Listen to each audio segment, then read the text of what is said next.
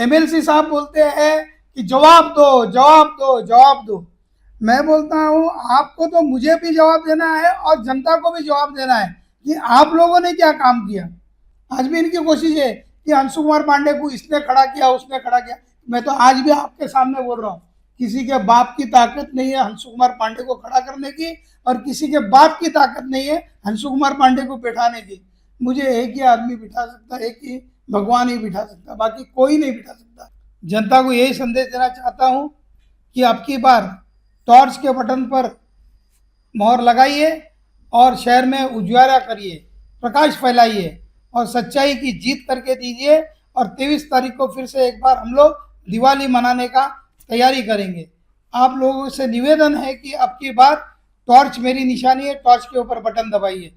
विधानसभा चुनाव का बिगुल बजा है तब से मीरा भाईंदर शहर में, और 145 सीट जो है वो एकदम हॉट सीट होती गई है और आज भी इस सीट की चर्चा पूरे महाराष्ट्र में है। नमस्कार दर्शकों साथियों, मैं हूं शशि शर्मा, आप देख रहे हैं दबंग खबरें। दर्शकों, आज हम हंसु कुमार पांडे के पास मौजूद हैं उनके कार्यालय में और आज उनसे उनका एक स्पेशल इंटरव्यू करने आए हैं, क्योंकि हंसु कुमार पांडे वो शख्सियत हैं जिन्होंने 15 वर्षों तक मीरा भाईंदर महानगर पालिका में उनके नगर सेवक के पद पर कार्यरत रहे हैं और लोगों की सेवा की है। और मीरा भाईंदर का जो भौगोलिक इतिहास है उनसे अच्छा कोई नहीं जानता। कांग्रेस हो, चाहे बीजेपी हो, चाहे कोई भी हो, किसी भी पार्टी का सदस्य हो, हंसु कुमार पांडे का आदर हर कोई करता है और इनकी छवि जो है हर समाज में है। आइए जानते हैं इनसे कि इन्होंने इस चुनाव की रणभूमि में उतरकर लोगों के तोते उड़ा दिए हैं, तो क्या कहेंगे, क्यों इन्हें चुनाव में उतरना पड़ा और क्या हैं इनके मुद्दे, क्योंकि हमेशा ये बेबाक बोलते हैं, बुलंद आवाज में बोलते हैं। सर, मैं विकास के मुद्दे पर लड़ने आया हूं। मैंने देखा है 2004 से 2010 और 2010 से 2016 तक जो एमएलसी रहे उन्होंने भी शहर का कोई काम नहीं किया, सभी ने खुद का विकास किया। इस शहर में 2007 में जो महापौर बन के आए थे, मैं किसी का नाम नहीं लेना चाहता, इतिहास आपको भी पता है, उन्होंने भी शहर का काम नहीं किया। उसके बाद में वो 2014 में आमदार बने, उन्होंने क्या शहर का काम किया वो खुद बताए। 2019 से 2024 में जिसको हमने आमदार चुन के दिया था उन्होंने भी शहर में कुछ विकास नहीं किया। आज इसी का कारण है कि इन लोग जो ढंडोरा पीटते हैं ना, विकास विकास विकास, वो विकास शहर में दिखता नहीं। इसलिए मुझे प्रेरणा मिली है मेरे समाज से और पूरे शहर के लोगों से कि भाई हंसु कुमार पांडे, अब की बार आपको कॉरपोरेशन का इलेक्शन नहीं लड़ना है, अब की बार आपको विधायकी का इलेक्शन लड़ना है। और जिस तरह से आपने आपके प्रभाग में काम किया उसी तरह से इस विधानसभा में आपको काम करके दिखाना है। ये लोगों की जो मेरे लिए विश्वास था, वो मेरा विश्वास मुझे बहुत जागरूक किया। और मेरी बीवी ने भी फिर बोला कि जब सभी ये बोलते हैं, आपके समाज के लोग बोलते हैं, व्यापारी सेल के लोग बोलते हैं, महाराष्ट्रन लोग बोलते हैं, तो इसका मतलब है कि आपको इस बार लड़ना चाहिए, आपको भगवान का आशीर्वाद है, आप लड़िए। इसलिए मैं उतरा हूँ। और विकास का मुद्दे पे मैं ये बोलूँगा, अभी बीच में एक मैंने आमदार, इस टर्म के पहले वाले आमदार का मैंने सुना था कि पहले उन्होंने 18 साल बोला, फिर उन्होंने 15 साल बोला। 15 साल इस शहर में कोई काम नहीं हुआ, आमदार ने कोई काम नहीं किया। अरे भाई साहब, आप भी तो उस 10 साल के अंदर आमदार थे। एमएलसी साहब बोलते हैं कि जवाब दो जवाब दो जवाब दो। मैं बोलता हूं आपको तो मुझे भी जवाब देना है और जनता को भी जवाब देना है कि आप लोगों ने क्या काम किया।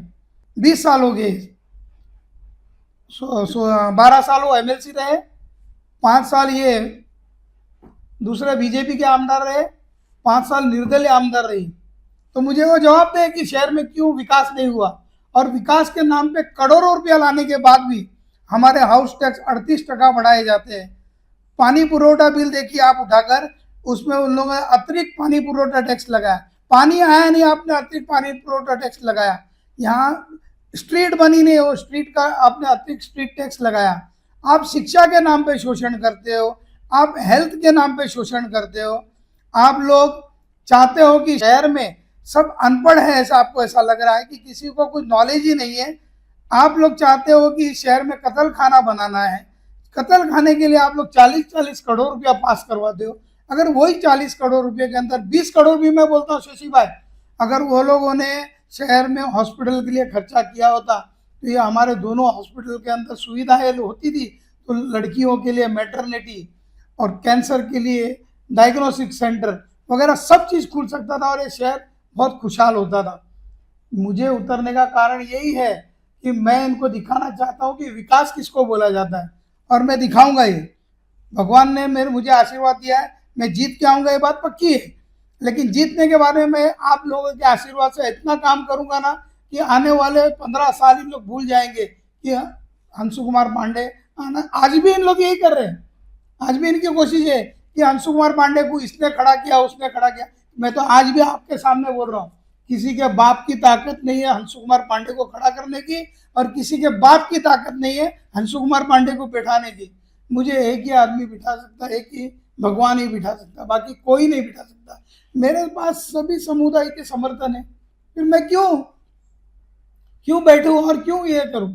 मैं लड़ रहा हूं, मैं दबंगाई से लड़ूंगा, और मुझे यकीन है, मेरे काम पर यकीन है, मेरी जनता पर यकीन है कि आपका अब की बार जो लोग चाहते हैं कि इधर चेंज होना चाहिए वो चेंज होगा, और मेरी बैटरी की टॉर्च जलेगी, बैटरी की टॉर्च जलेगी, शहर में उजियारा होगा। फिर से एक बार हम लोग 23 नवंबर को, मेरी बात ध्यान रखना, 23 नवंबर को फिर से एक बार दिवाली। मैं बोलता हूँ जो 38% टैक्सेस बढ़े, हाउस टैक्स, क्या उसने सोच के बढ़ाया कि बीजेपी वाले लोगों के ऊपर नहीं बढ़ना चाहिए, आम आदमी पे बढ़ना चाहिए? बीजेपी वाले भी बढ़ा है ना। क्या मिला बीजेपी वालों को?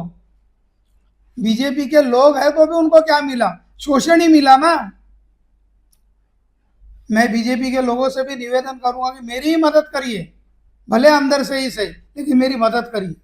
मैं अच्छा इंसान हूँ, स्वच्छ छवि वाला इंसान हूँ, मेरे ऊपर एक FIR नहीं है, एक करप्शन के चार्जेस नहीं है।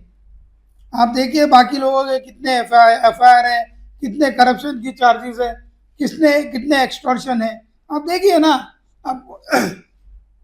आपको खुद को भी पता चल जाएगा कि नहीं, शहर में सच्चा और अच्छा इंसान चाहिए। अगर इस शहर को डेवलप करना है तो अच्छे इंसान को चुन के लाना है। और मेरे उत्तर भारतीय भाइयों पर मुझे पूरा भरोसा है, गुजराती मारवाड़ियों पर मेरे को पूरा भरोसा है, महाराष्ट्रियन भाइयों, मुसलमान भाइयों। कल मैं नया नगर में घूमा, शशि भाई, जो लोगों का प्यार मैंने देखा है ना, वो लोगों ने पूरा प्लान किया था कि आपकी बार नोटा में डालेंगे वोट, लेकिन जब मेरी बैटरी की टॉर्च उन लोग देखा ना, सब ने समर्थन दिया कि आप सच्चे इंसान हो, इतने सच बोल रहे हो और पूरी हिस्ट्री बोल रहे हो, तो इसका मतलब आपने सच्चाई से काम किया। देखिए, हंसु कुमार पांडे एक बुलंद आवाज, स्वच्छ छवि, इन्होंने जिस तरीके से बेबाक तरीके से सभी नेताओं की पोल खोली है। मैं इनसे पूछना चाहता हूँ, इन्होंने एक बहुत अच्छा मुद्दा अपने मैनिफेस्टो में रखा है कि बालिकाओं का कॉलेज होना चाहिए, उनकी यूनिवर्सिटी होनी चाहिए, पॉलिटेक्निकल कॉलेज होने चाहिए। आज दिन तक किसी नेता ने मीरा भाईंदर में नहीं सोचा। सर, मेरी सोच है और मैं मेरी सोच पूरी करूंगा। लड़कियों के लिए कॉलेज बनना बहुत ज़रूरी है, और मेरे बच्ची लोग पालघर, नाला सोपारा इधर उधर जाते हैं जो कॉलेज के लिए, जो बॉम्बे साइड जाते हैं, यहाँ एक अच्छा कॉलेज रहेगा तो मेरे ख्याल से सभी लोग यहाँ समर्थन करेंगे, यहाँ ही पढ़ेंगे, यहाँ ही लिखेंगे। और जो हॉस्पिटल की बात है, मैंने तो 2004 में हॉस्पिटल के लिए जगह मांगा था। हमारे नेता ने हमको बोला हॉस्पिटल की जगह ऐसे नहीं मिलती अंशु। मैं बोला आप MLC हो, मेरी आपसे जगह नहीं मांग रहे, सरकार से निवेदन कर रहे कि हमको इधर हॉस्पिटल की जगह दो। तब तो टेम्बा भी नहीं था। हमने बोला गरीब जनता है यहाँ। आज लोग बोलते हैं ना गरीब जनता, 4 लाख गरीब जनता है, वो मेरे वहाँ जाते जाते मरते हैं, ये होता है वो होता है।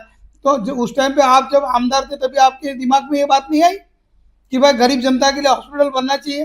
5 साल एक बहुत बड़ा समय रहता है, 5 साल में आप कुछ भी कर सकते हो। खाली लोगों को गुड़ लगाने का काम किया आप लोगों ने। अंशु जी, मैं आपसे पूछना चाहता हूँ, अभी अभी आपने कहा कि पूर्व MLC जो है, नाम आपने नहीं लिया पर दुनिया जानती है MLC कौन है यहाँ पे थे, तो उन्होंने अस्पताल के लिए आपको कहा कि जगह ऐसे नहीं मिलती, लेकिन उन्होंने अपना प्राइवेट खुद का अस्पताल, बहुमंजिला अस्पताल जरूर बनाया। सर उन्होंने तो बड़े मन रखकर जो हॉस्पिटल बनाया था ना, उसमें 20% मीरा रोड के ही लोगों को अगर वो कर देते थे ना कि भाई मेरे मुस्लिम भाई लोग अगर कोई बीमार होगा तो यहाँ फ्री इलाज 20% लोगों का होगा, उसमें अगर वो ये निकाल देते थे ना तो आज लोग उनके मुरीद हो जाते थे। उन्होंने कुछ नहीं किया, खुद की कौम के लिए नहीं किया, तो हमारे और आपके लिए क्या करेंगे।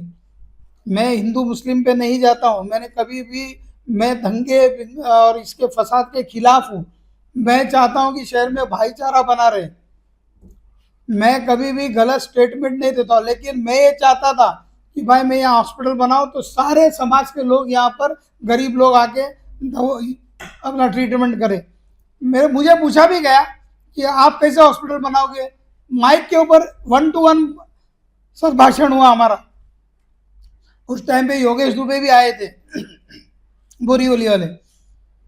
हमने बोला सर आपका काम है हमको जमीन दिलाना, हमारी संस्था को, आपसे पैसा नहीं मांग रहे, हम यहाँ पर जो हॉस्पिटल बनाएंगे हमारे खुद की संस्था के खर्चे से बनाएंगे और गरीब लोगों के लिए बनाएंगे। मेरी पहले से ही सेवा भाव की भावना रही है शशि भाई, मैंने हमेशा सेवा भाव से ही काम किया और मैं आज भी चाहता हूँ कि मैं सेवा भाव से काम करूँ। तुमको एक बार शहर ने मौका दिया ना, तुमको एक बार शहर ने मौका दिया, तुम लड़े भी, जीते भी, समाज के नाम को, समाज को ठगे, लोगों को ठगे, उसके बाद में तुम हारने के बाद में भी वापस खुद ही आना चाहते हो। एक अच्छे इंसान को चुन के लाना चाहिए था ना, आप लोगों ने खुद बोलना चाहिए था नहीं आपकी बार ये बीजेपी से ये व्यक्ति लड़ेगा, कांग्रेस से ये व्यक्ति लड़ेगा। आप चाहते हो कि मरते दम तक आप ही, आपके घुटने में दम नहीं है, आप चल नहीं पाते हो, फिर भी लेकिन आपको चाहिए कि नहीं मेरे को सत्ता चाहिए। क्यों चाहिए सत्ता? बाल ठाकरे कभी सत्ता लिए थे? He was a king maker, you can also be the king maker, why not. लेकिन आपको लोभ है, आपको लोभ है कि आपको कमाना है सिर्फ लोगों का शोषण करके। देखिए ये थे हंसु कुमार पांडे जी, इन्होंने सभी नेताओं की पोल खोली है जो अपने आप को बेदाग साफ सुथरी छवि वाले कहते थे। लेकिन मैंने पहले भी कहा कि मीरा भाईंदर की भौगोलिक स्थिति जो है वो हंसु कुमार पांडे से कौन अच्छा जान सकता है। इसीलिए इन्होंने जनता से आग्रह किया है कि इस बार आप सोच समझकर अपना वोट दीजिए और ऐसे स्वच्छ व्यक्ति को दीजिए जिसकी छवि साफ हो, और हंसु कुमार पांडे उस पे खरा उतरेंगे ये उन्होंने दावा किया है। और उन्होंने अपने मैनिफेस्टो में जो कहा है कि मैं ये वचन देता हूँ कि बालिकाओं के लिए कॉलेज बनाऊंगा, यूनिवर्सिटी बनाऊंगा, हॉस्पिटल का विकास करूंगा, तो कहीं ना कहीं इनके मुद्दे जो हैं सही मुद्दे हैं और जनता को वही चाहिए। और मीरा भाईंदर की जनता हमेशा ही यहाँ पे आरोग्य के लिए अपेक्षित रही है और उनको प्राइवेट अस्पतालों का रुख करना पड़ता है।